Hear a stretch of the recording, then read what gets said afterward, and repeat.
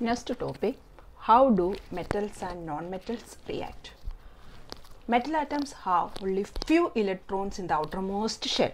Look at the case of sodium. Sodium atomic number is 11 and electronic configuration 281.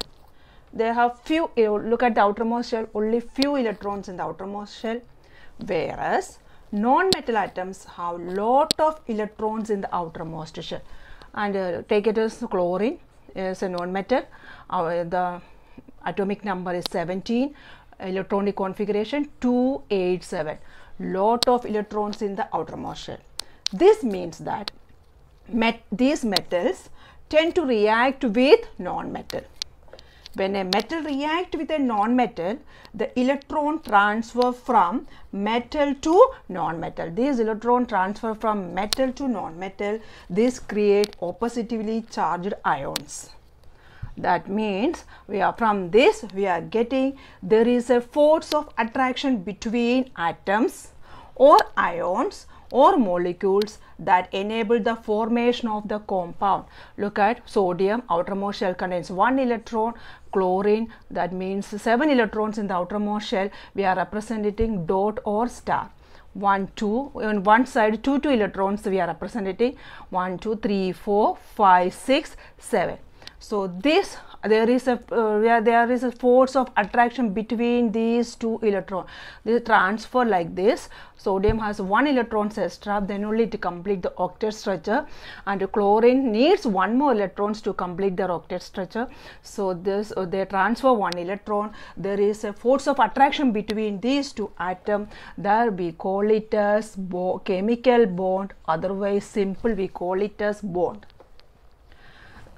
So once again I am repeating, there is an attraction between atoms, ions or molecules, and that enables the formation of compound.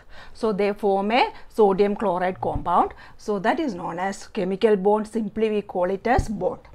This bond is divided into two. One it is ionic bond, second one it is covalent bond. Ionic bond means this ionic bond. Ionic bonds are formed by the transfer of electrons from one atom to another. They are transferring one. So this sodium transfer 1 electrons to chlorine. So that bond is known as ionic bond. It is also known as electrovalent bond. And what about the covalent bond? Covalent bonds are formed by the sharing of electrons between two atoms. Here it is transferring. Covalent bond is sharing of electrons between two atoms. Let us see the formation of ionic bond. We already know that ionic bond formation, metal and non-metal. First one, formation of sodium chloride.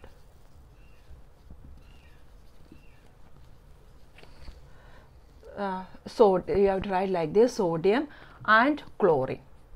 Atomic number of sodium is 11. So electronic configuration 281. The outermost shell contains 1 electron, and atomic number of chlorine is 17. Electronic configuration 287. Look at 7 electrons in the outermost shell. So 1 electron we represent like this, and in the 7 electron we have to, anyway we can represent the electrons. So either you have to represent dot structure or star. So here I am going to representing star form. So look at each side 2 electrons. 1, 2, 3, 4, 5, 6, 7. So if chlorine gets 1 electron, what happens? They complete their octet structure. So there is a bond formation. So ionic bond means transfer of electrons. So sodium transfer 1 electron, and sodium they loses 1 electron, means they show plus ionic state, and chlorine gain 1 electron, they are showing minus ionic state. So therefore they form sodium chloride. Next, in the case of magnesium chloride, magnesium, and here there are 2 chlorine is there. You have to write like this: Cl, Cl. Atomic number of magnesium is 12, electronic configuration 282. The outermost shell contains 2 electrons. We already know that chlorine 7, so represent like this 1, 2, 3, 4, 5, 6, 7. Here also 1, 2, 3, 4, 5, 6, 7.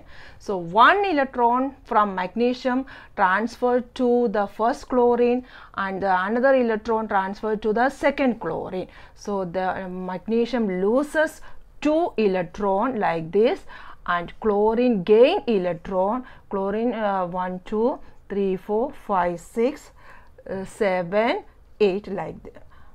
And 2 means you have to write 2 here. They get MgCl2 like this, therefore. Third one, formation of sodium oxide. Let's check how the formation happens.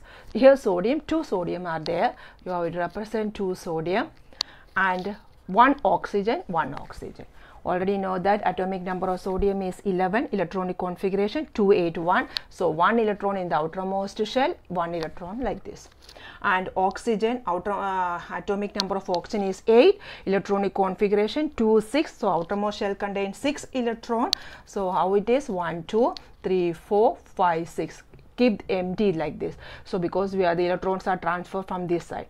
First sodium transfer 1 electron, and second sodium transferred 1 electron like this, and sodium 2 sodium, this loses 1 electron, so they show like this plus ionic state.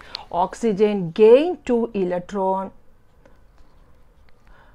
like this one, minus 2. So they form, how many sodium is there? Na2O. This is the ionic bond formation. And one more cases, in the case of calcium oxide, calcium we know that atomic number is 20, 2882. So how many electrons in the outermost shell? 2 electrons, 2882, 2 electrons. And oxygen, already we know that 6 is the outermost shell, 1, 2, 3, 4, 5, 6.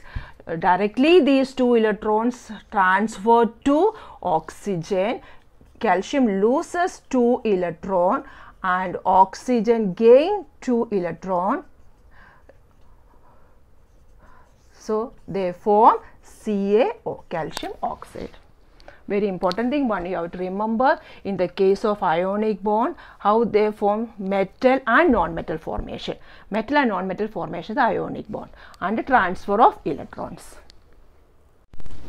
Second bond is known as covalent bond. Covalent bond means sharing of electrons. Here there are 3 types of covalent bond is there: single bond, double bond, and triple bond. In the case of covalent bond, the non-metal formation, and in the case of ionic bond, metal and non-metal formation. So only non-metal comes in the covalent bond. So hydrogen bond is single bond, and chlorine bond is a single bond. In the case of double bond, oxygen bond is a double bond. Triple bond cases, nitrogen bond, triple bond. Let's check the formation. Hydrogen, we know that atomic number is 1, outermost shell contains only 1 electron, so 1, and the second hydrogen also 1. So 1 to complete the octet structure, electronic configuration means 288. In the first shell 2 electrons. To complete the octet structure, this hydrogen sharing the 1 electron from another hydrogen, and second hydrogen also shared like this, they form a single bond.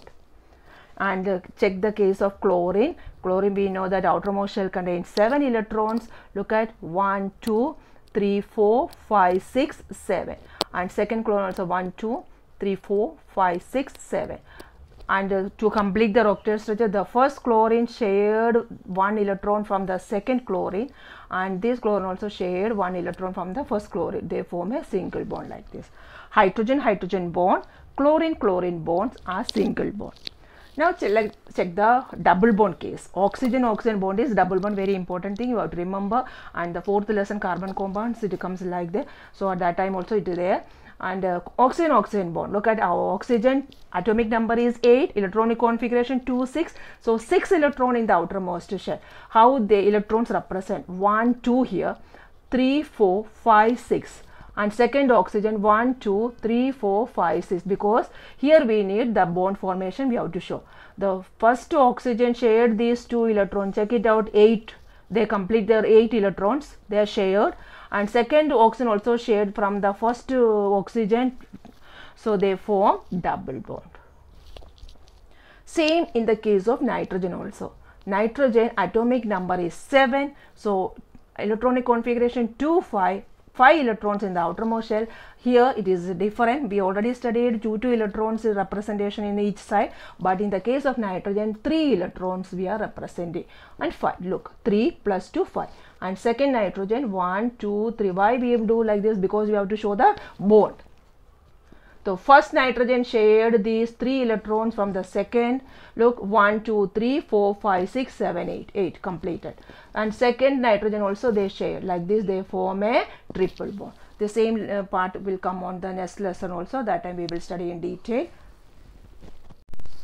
Properties of ionic compound. First physical property, that is physical nature. Ionic compounds are solid and hard. Why it become a solid and hard? Because of strong force of attraction between positive and negative ion. That is the reason, because there is a strong force of attraction between positive and negative ion. These compounds are also brittle. Second cases, melting point and boiling point.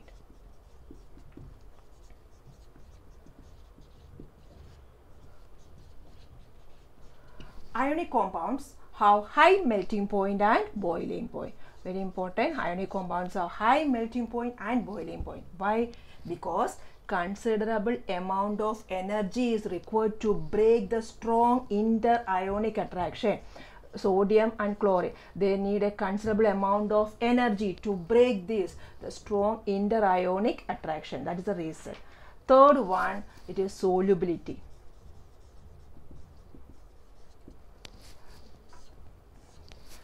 These ionic compounds are generally soluble in water. It is generally soluble in water and insoluble in solvents like kerosene, petrol, etc. That is organic solvents. So we can say ionic compounds are soluble in water and insoluble in organic compounds. And the fourth property, that is conduction of electricity.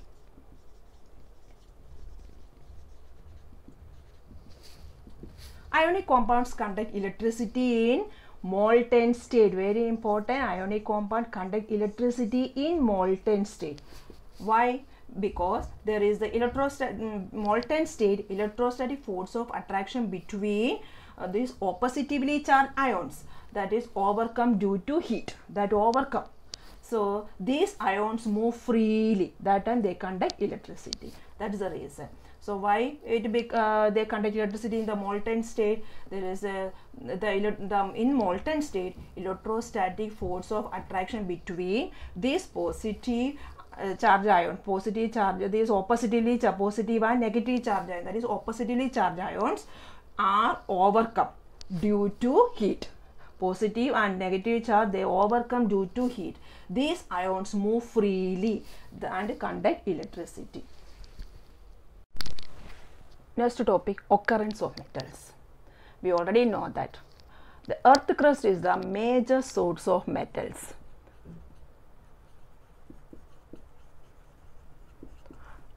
And seawater also contains some soluble salts, that is sodium chloride, magnesium chloride, etc.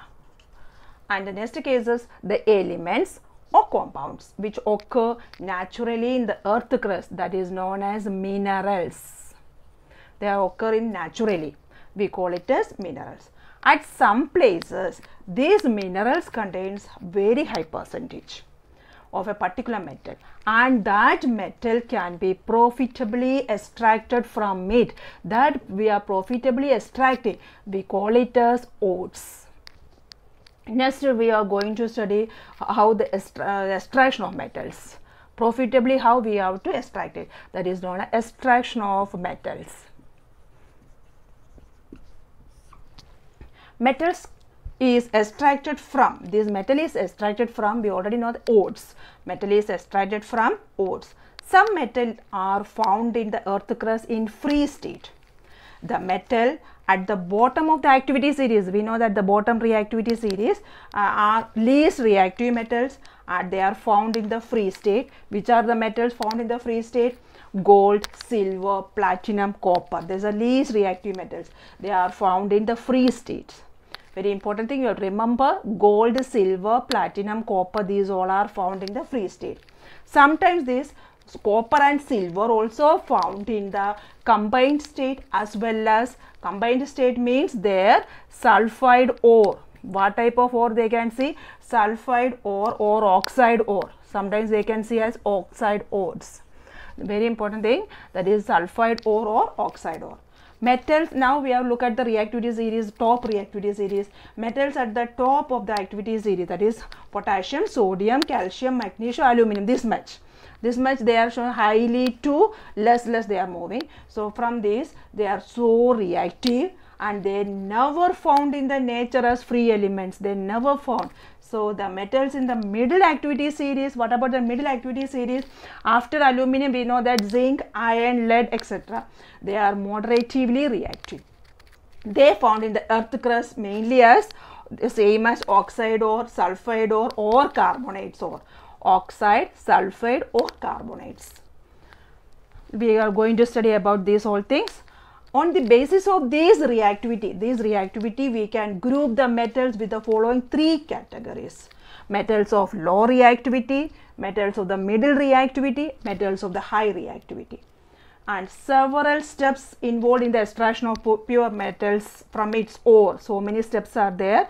We are extracting pure metals from its ore. Let us study about each step on the basis of the reactivity. Now, and in the following categories. Enrichment of ores. Ores mined from the earth are usually contaminated with a large amount of impurities. That impurities, which are the impurities? That is soil, sand, etc. That is known as, we call it as gangue. So one question, it is an important question. One question comes, so many times it comes. So what define gangue? The ores mined from earth are usually contaminated with large amount of impurities such as soil, sand, etc. are known as gangue. Or concentration of the ore. This concentration of ore means that we can see in the three concentration, that is metals of low reactivity, metals of medium reactivity, that is middle reactivity, metals of high reactivity. Or how can you explain this? Or concentration of ore, removal of impurities such as soil, sand, stones, silicates. Impurities, which are the impurities? Soil, sand, silicates, stone, etc.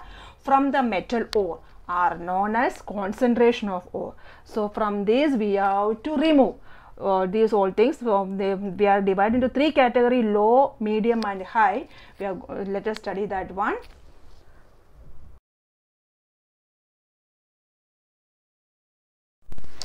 In the case of low reactivity metals, we already studied low reactivity metals, we can see in the free state, but some cases copper, mercury, these all we can see in the sulfide ores. What type of ores? That we can say at sulfide ores.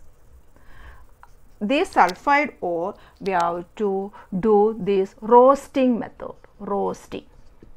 After roasting, we get that metal, and this metal you have to refine it, we get pure metal. This is the process, step by step. In the case of low reactivity metal, what type of ores we can see? Sulfide ores. And wherever sulfide ore is there, the method is known as roasting. After roasting, we get a metal. If you want to get pure metal, afterwards you refine it. Look at the steps of these metals.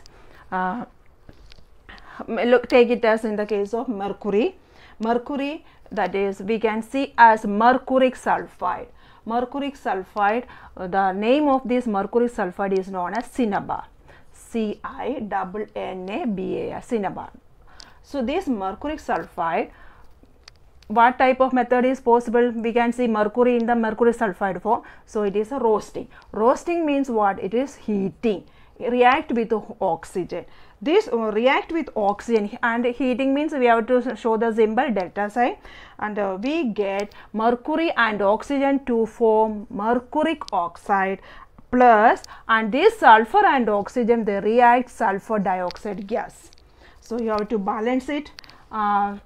Now this equation here, 2 oxygen, 1 oxygen goes to mercury. So in this product side there are 3 oxygen is there, in the reactant side only 2. Put it over 2 over there, and here also 2, and that mercury 2 here, oxygen 2, 2 plus 2 4, here it is 2 only, and in this case sulfur also changes to 2. Put 2 over there, sulfur 2, oxygen 4, 4 plus 2 6. So here we need oxygen 6. So put it as 3, 3 into 2 6. Like this you have to balance it. And the method is known as roasting. We get in the oxide form. The product we got oxide. We need a pure metal. So again this mercuric oxide, heat it. This mercuric oxide is a solid form. This mercuric oxide heated, we get mercury plus oxygen. Oxygen gas is released out. So we already know that mercury, at room temperature we can see at liquid form. So we have to mention as liquid. So this method is known as roasting. Now in the case of copper. Copper also we can see in the copper sulfide ore, that is low reactivity metals. Always we can see it sulfide ores or oxide ore. Generally it is sulfide ores. So mercury we can see in the mercuric sulfide, that is the mercuric sulfide is an ore of the mercury, that is cinnabar. Name is cinnabar. In the case of copper, we can see as copper sulfide. Here copper sulfide means sulfur goes to plus minus to ionic state, copper is 1. So cross multiply Cu2S. So copper sulfide, again here it is roasting, means react with oxygen, heat. So we get copper react with oxygen to form copper oxide plus sulfur and oxygen, sulfur dioxide gas. And look at in the product, here also we got oxide form. So we have to remove this oxide. Copper oxide, again we are heating. Already we know that copper oxide, in the first lesson we studied that copper react with oxygen to form copper oxide. Copper oxide is a blackish color, and again if you go and heat it, it is converted to ash. So continuously we can't heat it. So what we have to do, that we have to mix it with again copper sulfide. This copper sulfide mixed with and again heat it, we get copper and sulfur dioxide gas is released out.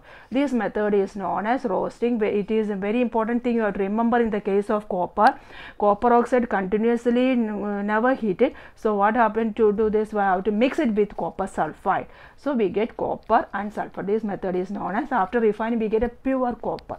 So in the low reactivity series, this is the extracting method, extracting of low in the activity series. Extracting of metals in the middle of the activity, that is medium reactive, how they are extracting. In the middle reactivity series, we can see 2 types of ores, that is carbonate ores and sulfide ores. Carbonate and sulfide. Carbonate, wherever carbonate ores we can see, the method is known as calcination. And sulfide, that is roasting. Already we studied in the low reactivity series sulfide ore, the method is known as roasting. So carbonate, that process is known as calcination, and sulfide, that is roasting. In after 2 method we get what type of product? The oxide form only. The oxides of metals we get. This oxide we have to reduce with reduction, reduced with carbon, that is reduced with carbon, we get pure metal. This is the process. In the case of middle reactivity, only one thing extra we are doing, that it is reduced with carbon. Afterwards only we get a pure metal. Look at the process in the medium reactivity. Two types of ores we can see: carbonate ores and sulfide ores. If wherever carbonate ores there, then method is known as calcination. Sulfide is known as roasting. After these two methods, the product will be oxide form. Then this oxide we have to reduce with reduction. Reduce with the carbon, we get a pure metal. Let us take the middle reactivity metal, that is zinc. Zinc, we can see in the zinc sulfide ore, and another ore is known as carbonate ore, zinc carbonate. Both type we can see. So if it is sulfide, which method is possible? Roasting. And carbonate, that is calcination. Very less difference is there in the roasting. Look at that roasting cases. Roasting zinc sulfide, we know that react with oxygen, heating. What type of heat? Here we are using as excess of oxygen, excess heat is there. That product zinc oxide plus sulfur dioxide gas, product is oxide form. And in the case of carbonate, we know that calcination processes occur, and carbonate, zinc carbonate again react with calcination means what type of it is? Limited air. That is the main difference. Here roasting means excess of air. Here we are using limited heat. Limited air is using. That is the difference between roasting and calcination. The product is same only, zinc oxide plus carbon. Wherever carbonate is there, we know that the gas is known as carbon dioxide gas. Look at that cases, both product is oxide. And this oxide, what we have to do? We have to reduce with carbon. Carbon we have to reduction. Reduction is going on here. That means zinc, carbon and oxygen to form carbon monoxide plus zinc. Carbon monoxide is a gas. We get a pure zinc like this way. This is a middle reactivity series. Two processes going, roasting and calcination. Difference between roasting and calcination means roasting we use the excess of air, and in the case of calcination it is limited air. Besides using carbon to reduce the metal oxide to metal, sometimes displacement reaction can also be used. For example, manganese dioxide is heated with aluminium powder. Aluminium, it is a solid form. This manganese dioxide is also a solid form. When you are heating, what happens? Due to this heat, the displacement reaction takes place. This aluminium and oxygen react to form aluminium oxide and manganese separate out. So manganese plus aluminium oxide. Look at this aluminium oxide in the solid form, and manganese is a liquid form, and heat is also released. These displacement reactions are highly exothermic. The amount of heat, look at the amount of heat is so large, amount of heat evolved is so large that metals are produced in the molten state. That is why manganese produced in the molten state, liquid form. Normally displacement reaction, that is solid only, but in the case of this, this manganese produced in the molten state. Let's take the another reaction, the reaction of ferric oxide with aluminium, Fe2O3. Ferric oxide with aluminium, heating, what happens? Same, aluminium react with oxygen to form aluminium oxide. This iron is separated out, iron plus aluminium oxide plus heat.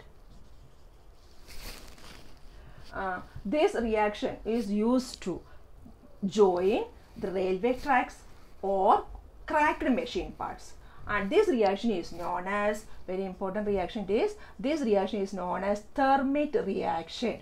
Otherwise we call it as thermite welding. Why it is thermite welding? Because this iron is also in the molten state. So this iron, molten iron, is used to join the railway tracks or cracked machine parts. That's the reason.